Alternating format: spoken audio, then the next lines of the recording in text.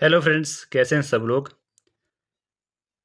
Friends, आज हम कुछ मनोवैज्ञानिकों के विषय में पढ़ेंगे। कौन कौन से मनोवैज्ञानिक हुए हैं, उनके सिद्धांत कौन कौन से रहे हैं, उनके विषय में पढ़ेंगे। तो यदि चैनल पर नए हैं तो आप चैनल को सब्सक्राइब कर लें ताकि सभी कक्षाएं आप तक और नई सूचनाएं आप तक जल्द से जल्द पहुंच सकें, ताकि उनसे आप वंचित न रहें। तो साथियों, चलिए शुरू करते हैं। हमारे पास मनोवैज्ञानिक E.L. थॉर्नडाइक। इन्होंने त्रुटि एवं प्रयास का सिद्धांत दिया था। इनके विषय में पढ़ लेते हैं। तो थॉर्नडाइक एक अमेरिकी वैज्ञानिक थे।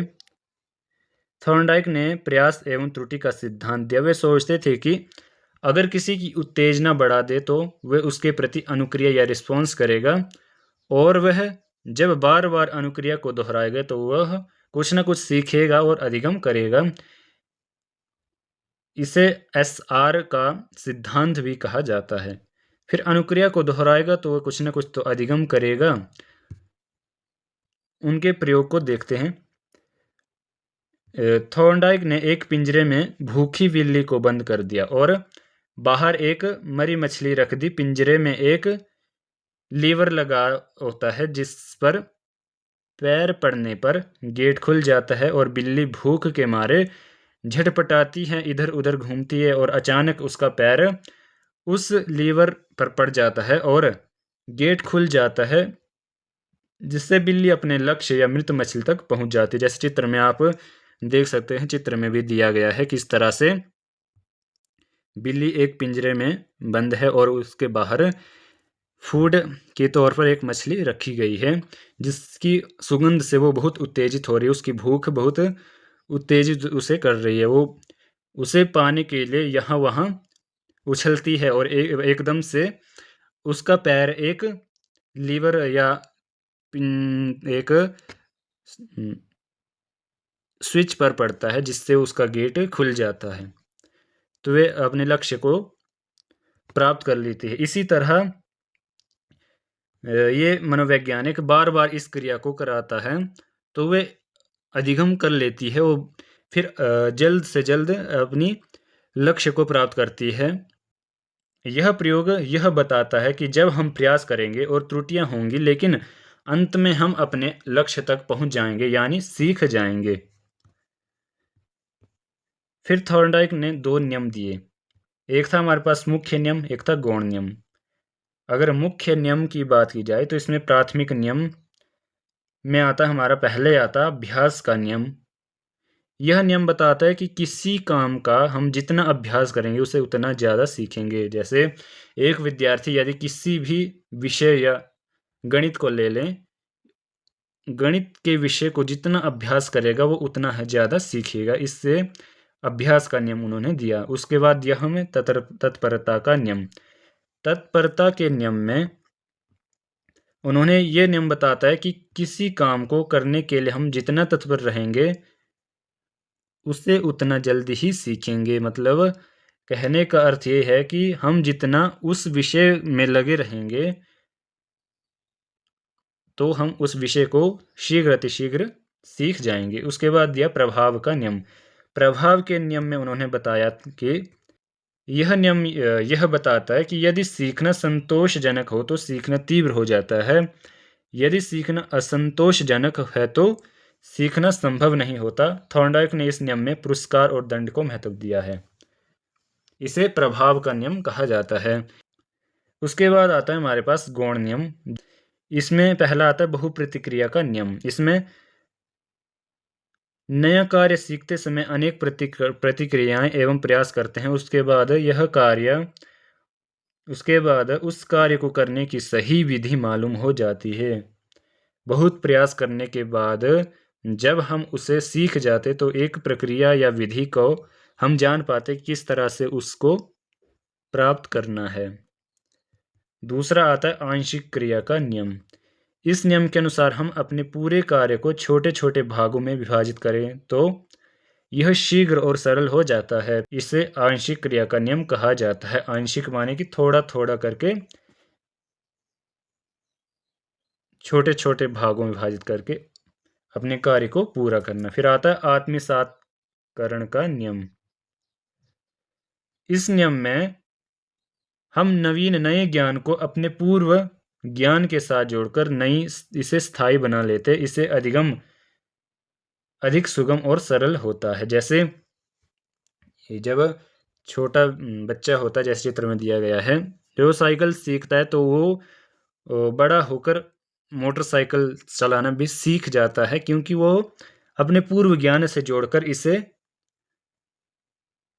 नए ज्ञान की ओर ले जाता है, क्योंकि उसे पूर्व ज्ञान है किस तरह से बैलेंस करना है, और इसी तरह वे नए ज्ञान को भी सीख जाता है। इसे आत्मसात्करण का नियम कहा जाता है। फिर आता है मनोवृत्ति या अभिवृत्ति का नियम। यह नियम हमें बताता है कि किसी भी कार्य को करने के लिए जितनी हमारी पॉजिटिव अभिवृत्ति होगी, उतना ज़्यादा उस काम को सीखेंगे, और अगर अभिवृत्ति कम हुई तो उस काम को कम सीखेंगे। कहने का यही अर्थ है कि किसी भी कार्य के करने में हमारी अगर रुचि है, पॉजिटिव रुचि है, तो हम उसे ज़्यादा करेंगे या अधिक से अधिक सीखेंगे। यदि रुचि ही ना हो तो वे नहीं सीख पाएंगे, चाहे जितना भी कह दो कोई। दूसरा आता है साहचर्य का नियम। इसमें इस नियम का अभिप्राय यह है कि पहले की गई क्रिया को अन्य परिस्थिति में भी उसी प्रकार करना, जिसे साहचर्य का नियम कहते हैं। फिर कुछ एरर्स आते हैं, जैसे बच्चों के एरर उनके सीखने के प्रोसेस का एक पार्ट है। ये बच्चों की थिंकिंग को समझने के एक रिसोर्सेज का काम करती है। फिर स्टूडेंट की एरर या संकेत करती है कि उन्हें यांत्रिक अभ्यास की ज़रूरत है। फिर आता है हमारे पास अगले मनोवैज्ञानिक अल्बर्ट बंडूरा सामाजिक अधिगम सिद्धांत दिया था इन्होंने। अल्बर्ट बंडूरा कनाडा के निवासी हैं। उन्होंने सामाजिक अधिगम का सिद्धांत दिया।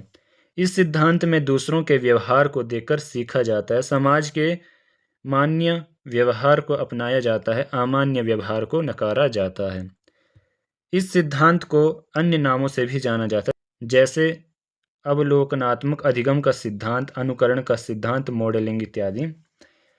इनके प्रयोग अल्बर्ट बंडूरा ने बोलो डॉल पर किया। इसमें उन्होंने बच्चे को 3 फिल्में दिखाई। एक थी हमारे पास प्यार, दूसरा था समाज, और तीसरा था हिंसा की। ये अलग अलग 3 उन्होंने एक बच्चे को मूवी दिखाई। उसके बाद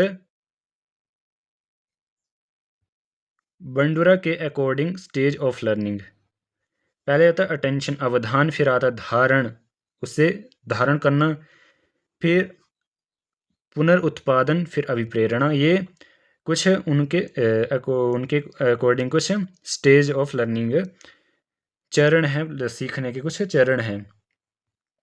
ये थे एल्बर्ट बंडूरा।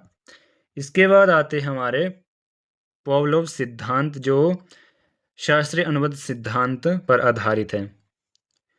आई.पी. पावलोव यह एक रूसी वैज्ञानिक थे। इनको 1904 में नोबेल पुरस्कार मिला था।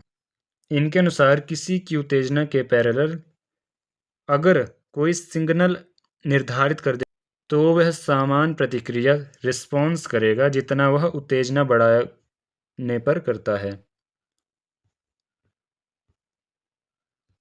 पावलोव ने एक कुत्ते पर प्रयोग किया था। पावलोव ने अपना प्रयोग कुत्ते पर किया। उसने कुत्ते को एक पिंजरे में भूखा रखा, फिर उसने उसे खाना दिया। खाना देखते ही कुत्ते के मुंह से लार टपकनी शुरू हो गई।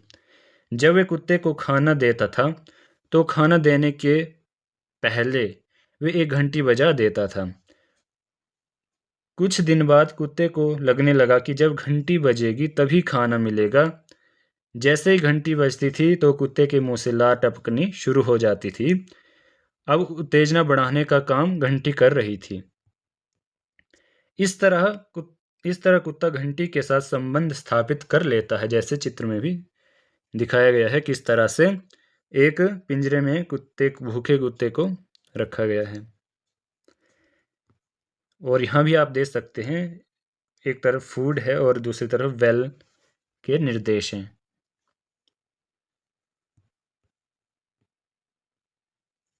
फिर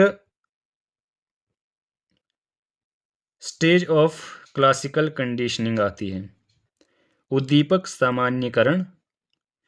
जब व्यक्ति अनकंडीशनल स्टिमुलस के प्रति क्रिया सीख लेता है तो वह उद्दीपन से मिलते जुलते अन्य उद्दीपनों के प्रति भी वैसे ही रिस्पॉन्स करता है। जैसे अलग अलग घंटियों की आवाज आने पर भी कुत्ता लार टपकाना शुरू कर देता है।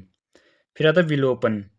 अगर कंडीशनड स्टिमुलस के बाद अनकंडीशनड स्टिमुलस प्रदान न करे तो कुछ समय बाद रिस्पॉन्स आना बंद हो जाता है। जैसे घंटी की आवाज के बाद अगर खाना ना दिया जाए तो कुत्ते की लार आना बंद हो जाएगी। तीसरा आता है विभेद। इसमें व्यक्ति ओरिजिनल अनकंडीशनल स्टिमुलस और अदर स्टिमुलस के बीच विभेद या अंतर करना शुरू कर देता है। जैसे बहुत सारी घंटियां बजने के बावजूद कुत्ता यह पहचान जाता है कि किस घंटी की आवाज के बाद खाना मिलेगा। ये था पॉवलोव का सिद्धांत। इसके बाद बी.एफ. स्किनर का क्रिया प्रसूत अनुबंध सिद्धांत। इस सिद्धांत का प्रतिपादन अमेरिका के हार्वर्ड विश्वविद्यालय के प्रोफेसर बी.एफ. स्किनर के द्वारा किया गया। बी.एफ. स्किनर ने सबसे अधिक अनुक्रिया पर जोर दिया। इसे क्रिया प्रसूत अनुबंध का सिद्धांत भी कहा जाता है। बी.एफ. स्किनर ने अपना प्रयोग पहले चूहे पर उसके बाद कबूतर पर किया। इन्होंने एक बॉक्स लिया और उसमें एक चूहा बंद कर दिया। बॉक्स में एक लीवर लगा हुआ था, उसमें एक छिद्र था। जब लीवर दबता तब खाना आ जाता। उस छिद्र के द्वारा जब चूहे को भूख लगी तो वह इधर उधर घूमने लगा। अचानक उसका पैर लीवर में लगा और उसके लिए उस छिद्र से खाना आ गया। इसके बाद उसने इस क्रिया को दोहराया और खाना दोबारा आ गया। इसमें चूहा जब भी प्रतिक्रिया करता था उसको खाना मिल जाता। इसी क्रिया को प्रसूतानुबंध क्रिया का सिद्धांत कहते हैं। इस प्रयोग से यह निष्कर्ष निकलता है कि पहले अनुक्रिया होती है, बाद में उद्दीपन मिलता है। जैसे जैसे पुनर्वलन मिलता है वैसे वैसे सही अनुक्रिया करने और लक्ष्य तक पहुंचने की प्रक्रिया में तीव्रता आती है। सीखने की अनुक्रिया में पुनर्वलन का विशेष महत्व होता है। पुनर्वलन जिस उद्दीपक को देने से अनुक्रिया करने की संभावनाएं बढ़ जाती है पुनर्वलन कहा जाता है। जैसे पेपर पास करने पर पेरेंट्स द्वारा साइकिल या मोबाइल इत्यादि गिफ्ट के तौर पर देना, ये पुनर्वलन का एक उदाहरण है।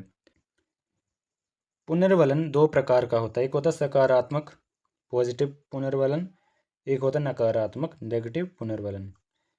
सकारात्मक में भोजन, पानी, नौकरी इत्यादि की प्रशंसा की जाती है और नकारात्मक में दंड देना, मारना इत्यादि, डांटना इत्यादि आता है। प्राणी को यदि सकारात्मक पुनर्वलन दिया जाता है तो प्राणी क्रिया को दोहराता है और यदि नकारात्मक पुनर्वलन दिया जाए तो प्राणी क्रिया को नहीं दोहराता।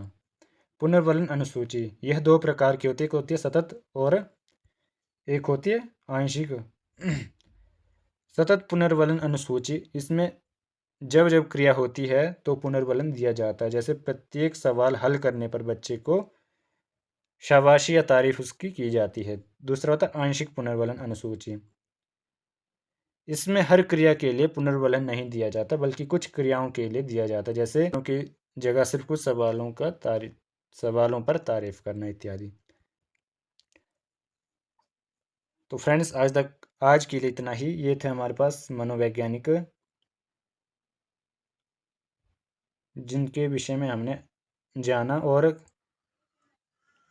जो अन्य बच गए उनको हम अगली कक्षा में देखेंगे। यदि चैनल पर नए हैं तो चैनल को सब्सक्राइब कर लें और बेल आइकन को प्रेस कर लें ताकि आपको कक्षाएं पहुंच सके। तो इसी के साथ धन्यवाद।